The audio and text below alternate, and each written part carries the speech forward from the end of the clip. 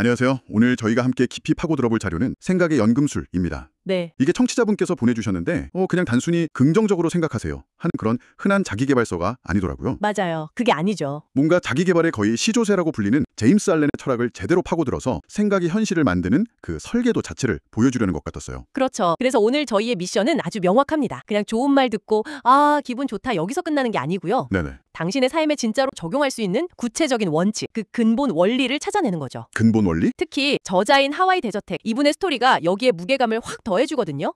그 사연이 정말 대단하더라고요. 네, 평범한 직장인이었는데 난치병에 투자 사기까지 겪으면서 거의 인생의 나락까지 떨어졌다가 바로 이 제임스 알렌 사상으로 완벽하게 재기한 분이잖아요. 바로 그 지점이에요. 사실 나폴레온 힐이나 데일 카네기 이런 분들은 유명하지만 제임스 알렌은 약간 낯설게 느껴질 수도 있거든요. 그렇죠, 조금은요. 그런데 그의 철학으로 인생을 바꾼 현대인의 생생한 증언이 있으니까 이건 100년 전 고전이 아니라 지금 당장 내 삶에 연결될 수 있는 이야기가 되는 거죠. 맞습니다. 자, 그럼 그 첫 번째 원리부터 한번 제대로 파헤쳐보죠. 이 책의 뼈대를 이루는 가장 단단한 기둥 같은 문장이 하나 있어요. 석가모니의 말을 인용한 구절인데요. 네. 현재 우리의 모습은 모두 지금까지 우리가 품어온 생각의 결과이다. 즉, 내 주변의 모든 환경, 모든 조건은 전부 내 생각의 그림자이자 거울일 뿐이라는 겁니다. 사실 이 말은 많이 들어본 이야기라 자칫하면 좀 진부하게 들릴 수도 있어요. 마음먹기 달렸다 이런 말처럼요. 네, 그럴 수 있죠. 그런데 이 자료에서 제시한 사례를 보고 정말 정신이 번쩍 들었습니다. 그 똑같이 전 재산을 잃은 두 사람 이야기요.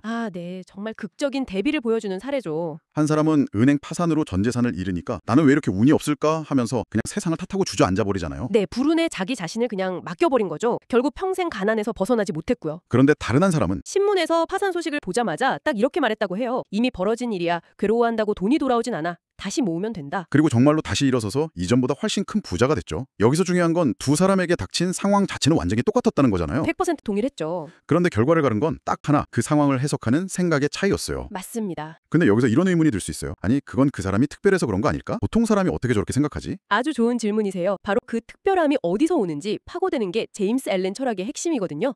그런가요? 그는 인격이라는 개념을 가져옵니다. 정신은 운명의 옷감을 짜는 방직공이고 생각은 그 옷감을 만드는 실이라는 비유를 들어요. 생각이 실이다. 네, 고결한 인격이라는 게 하루아침에 뿅 하고 만들어지는 게 아니라 오랫동안 올바른 생각을 품어온 결과물이라는 거죠. 천박한 인격도 마찬가지고요. 결국 그 두 번째 남자의 특별한 생각은 그 순간에 번뜩이는 선택이 아니라 그가 아주 오랫동안 쌓아올린 생각의 습관이었다는 겁니다. 그러니까 그 생각의 힘이라는 게 일종의 정신적 근육 같은 거군요. 정확합니다. 평소에 단련을 해놓지 않으면 정작 위기의 순간에는 절대 발휘될 수가 없다 이런 이야기로 들리네요. 네, 바로 그겁니다. 이 관점에서 보면 우리가 흔히 말하는 운명이라는 개념 자체가 완전히 다르게 해석되겠는데요. 내 운명은 정해져 있는 걸까요? 아니면 내 의지로 바꿀 수 있는 걸까요? 이 오랜 논쟁에 대해서 이 자료는 도덕적 인과법칙이라는 아주 명쾌한 프레임을 제시합니다. 도덕적 인과법칙이요? 네, 운명하고 자유의지가 서로 싸우는 개념이 아니라는 거예요. 그냥 원인과 결과라는 동전의 양면이라는 거죠.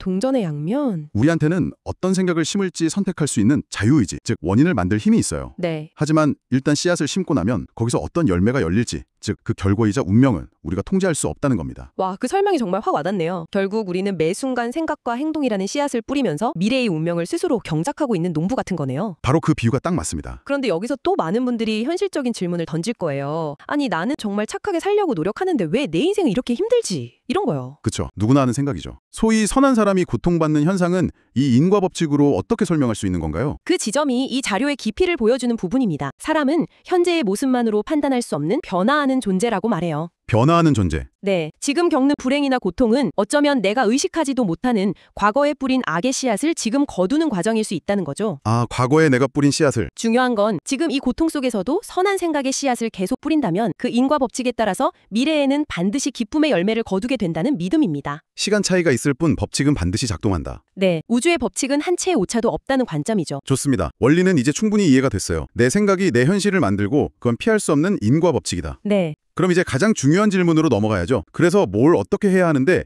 이 추상적인 원리를 구체적인 삶의 변화로 이끌어낼 실천 매뉴얼이 필요합니다. 바로 그 지점에서 이 자료가 아주 구체적인 3가지 훈련을 제시합니다. 이론에서 실천으로 넘어가는 다리 역할을 하는 셈이죠. 3가지 훈련. 근데 흥미로운 건 그 시작이 무슨 거창한 마음 공부가 아니라 몸의 훈련이라는 거예요. 몸의 훈련이요? 좀 우회인데요? 저자 하와이 대저택이 모든 걸 잃었을 때 가장 먼저 시작한 것도 바로 이거였다고 하거든요. 가장 통제하기 쉬운 내 몸의 습관부터 잡기 시작한 겁니다. 구체적으로 어떤 건가요? 2가지 부정적인 에너지를 끊어내는 데 집중합니다. 바로 나태함 나태함과 방종, 특히 폭식이죠. 나태함과 방종. 나태함을 극복하는 방법은 의외로 단순해요. 필요한 만큼만 자고 아침에 눈 뜨면 침대에서 뒹굴거리지 말고 즉시 일어나라는 겁니다. 바로요? 네. 그리고 사소한 의무부터 바로 실행하는 거죠. 침대에서 하는 공상이 결단력과 열정을 갉아먹는 가장 큰 적이라고 아주 강하게 경고해요. 와, 저도 아침에 5분만 더 하다가 30분 그냥 보내는 경우가 많은데 이게 그냥 시간 낭비가 아니라 내 정신의 힘을 갉아먹는 행위였군요. 그렇죠. 방종, 즉 폭식에 대한 조언도 아주 명확합니다. 그건 어떤가요? 식사의 양과 횟수를 줄이고 정해진 시간에만 식사하고 특히 야식은 정신을 몽롱하게 만드니까 절대 피하라고 합니다.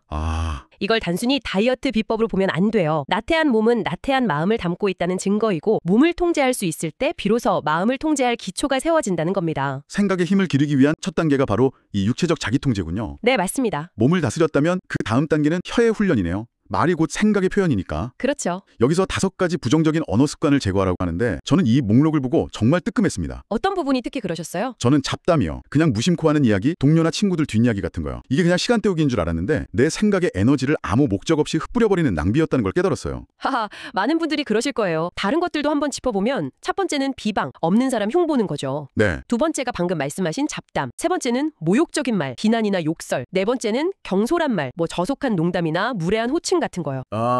마지막 5번째는 흠잡는 말, 끊임없이 트집 잡고 논쟁하려는 태도. 이 5가지를 의식적으로 내 언어 습관에서 제거하는 훈련이 필요하다는 거죠. 제어되지 않는 혀는 제어되지 않는 마음의 증거다. 바로 그겁니다. 말과 행동을 바꾸는 것도 이렇게 어려운데 이 자료는 한 발 더 나아가서 아예 성향 자체를 훈련하라고 요구하네요. 이건 훨씬 더 근본적인 차원의 이야기 같은데요? 맞습니다. 세 번째 훈련인 성향의 훈련은 거의 생각의 뿌리를 바꾸는 작업에 가깝습니다. 3가지 실천 항목을 제시하는데요. 네, 그게 뭐죠? 첫째, 사심 없는 의무 수행. 내가 해야 할 일을 불평 없이 성공으로 가는 과정의 일부로 여기고 온전히 몰입하는 태도를 말해요. 둘째는 확고한 정직함. 과장이나 속임수 없이 단순한 진실만을 말하는 연습. 그런데 저는 마지막 항목에 가장 충격적이면서도 제일 어렵게 느껴졌어요. 바로 무한한 용서요. 그렇죠. 그게 정말 어렵죠. 나에게 상처 준 사람을 용서하라니. 이게 단순히 잊어버려라 수준이 아니에요. 상처받았다는 느낌과 복수심 자체를 마음에서 완전히 소멸시키라고 요구하죠. 와. 근데 그 근거가 흥미로워요. 내 마음속에 보복에 대한 생각이 없으면 외부 세계에도 나를 공격할 적이 자연스럽게 사라진다는 논리입니다.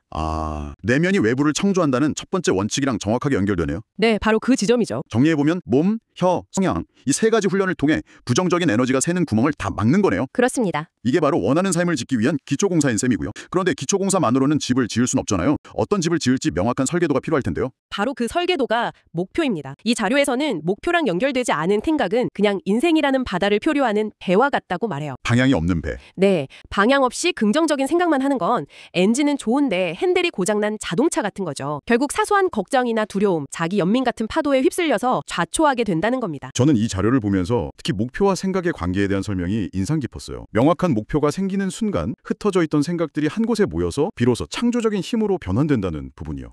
맞아요. 마치 돋보기로 햇빛을 모아서 불을 피우는 것처럼요. 정확한 비유입니다. 그리고 그 불을 피우는 과정을 방해하는 가장 강력한 적이 바로 의심과 두려움이라고 지적해요. 의심과 두려움. 과연 내가 할 수 있을까 하는 의심, 실패하면 어떡하지 하는 두려움에 동조하는 순간 목표로 향하던 고든 길이 왜곡되고 힘을 잃게 된다고 경고하죠. 보통 우리는 실패 자체를 두려워하는데 이 관점에서 보면 진짜 적은 실패가 아니라 실패에 대한 두려움이네요. 바로 그거죠. 의심과 두려움을 정복한 사람은 실패조차도 성공을 위한 디딤돌로 활용할 수 있게 된다. 맞습니다. 두려움 없는 생각이 명확한 목표를 만났을 때 비로소 세상을 바꾸는 창조적인 힘이 탄생한다. 이 문장이 핵심인 것 같습니다. 그리고 그 목표의 가장 높은 형태인 꿈과 비전의 가치에 대해 정말 아름다운 문장으로 이야기하거든요. 네. 비전은 언젠가 이루어질 당신의 미래에 대한 약속이며 이상은 언젠가 드러날 당신의 참 모습에 대한 예언이다. 와, 정말 멋진 말이네요. 콜럼버스가 신대륙을 꿈꾸지 않았다면 아메리카는 발견되지 않았을 거고 라이트 형제가 하늘을 나는 꿈을 꾸지 않았다면 비행기는 없었을 겁니다. 모든 위대한 업적은 처음에는 누군가의 마음속에만 존재했던 꿈이었다는 사실을 기억해야 합니다. 오늘 정말 깊이 있는 이야기를 나눴네요. 제임스 알렌의 철학을 통해서 생각이란 게 그냥 머릿속에 떠다니는 추상적인 관념이 아니라 내 삶의 모든 조건을 만들어내는 구체적인 원인이라는 걸 확인했습니다. 네. 결국 내 삶을 바꾸고 싶다면 환경이나 남을 탓할 게 아니라 내 안의 생각, 말, 행동의 습관이라는 근본 원인부터 바꿔야 한다. 이런 결론에 이르게 되네요. 그렇습니다. 결국 이 자료가 말하는 핵심은 딱 하나로 요약할 수 있어요. 우리는 매일 생각의 헬스장에 가야 한다는 겁니다. 생각의 헬스장이요? 네, 몸을 단련하듯 혀를 단련하듯 마음을 단련해야 한다는 거죠. 성공은 무슨 번뜩이는 아이디어나 천재성, 운이 아니라 이 어찌 보면 좀 지루하고 반복적인 정신 단련을 누가 더 꾸준히 하느냐의 싸움이라는 거예요. 앞서 살펴본 그 세 가지 훈련이 바로 그 헬스장의 운동 루틴인 셈이죠. 생각의 헬스장이라는 표현이 오늘 나눈 모든 이야기를 다 관통하는 것 같습니다. 네. 자, 오늘 이 깊이 있는 분석을 마무리하면서 당신에게 마지막으로 생각해볼 거리를 던져드리고 싶습니다. 자료의 마지막 구절이 이렇습니다. 모든 길이 내가 발걸음을 옮겨주기를 기다린다. 직접 걸어봄으로써 어떤 길이 좋은 길이고 나쁜 길인지 깨닫게 된다. 그렇다면 당신은 오늘 생각의 헬스장에서 어떤 운동부터 시작하시겠습니까? 침대에서 바로 일어나는 나태함 극복 훈련인가요? 아니면 무심코 하던 잡담을 멈추는 훈련인가요? 당신이 지금 시작하는 그 사소한 훈련 하나가 미래라는 거대한 건물을 짓는 가장 단단한 벽돌 하나가 된다는 사실을 기억하십시오.